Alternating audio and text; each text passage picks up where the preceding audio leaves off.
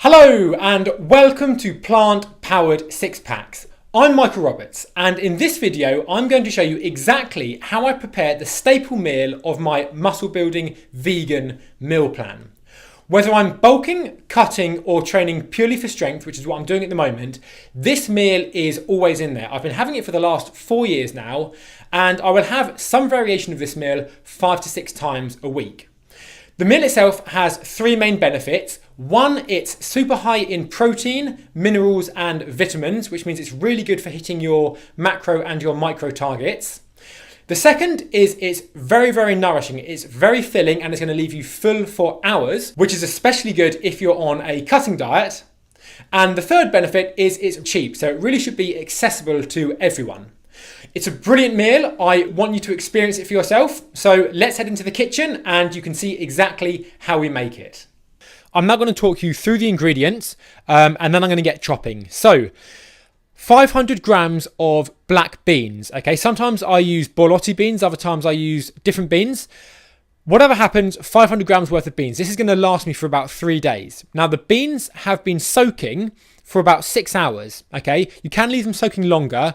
It really helps to soak them. 1, it shortens cooking time, and 2, it makes the nutrients more bioavailable. Going in the pan with the beans will be 1, the soy chunks that you see behind.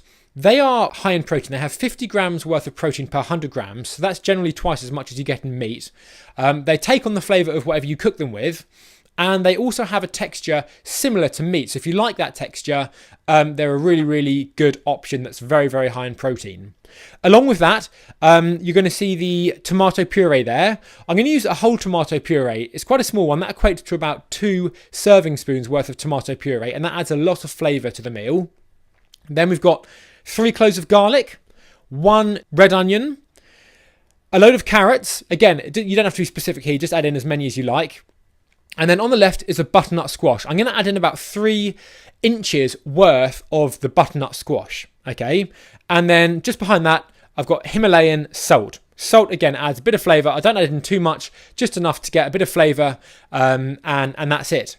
Occasionally, I add in other things like turmeric, or different flavourings, and I really just like to experiment. I'm always trying different recipes to see what works, but this is a great one.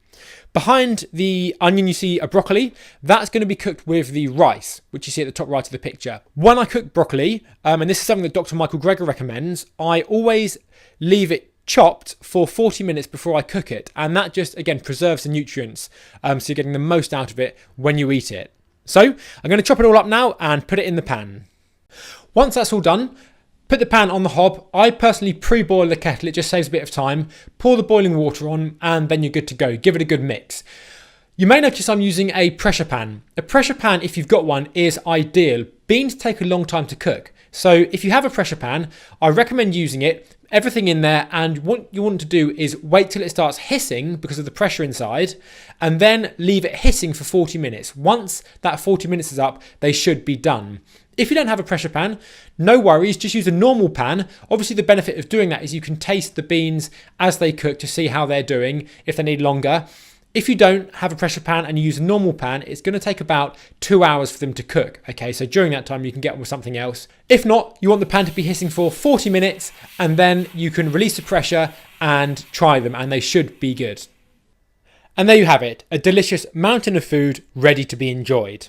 I hope you liked the video. Subscribe for more videos that are coming out like this on a weekly basis, all to help you make the most of veganism and to make the most of your training so you can build the ultimate vegan body. Thumbs up and I'll see you in the next video.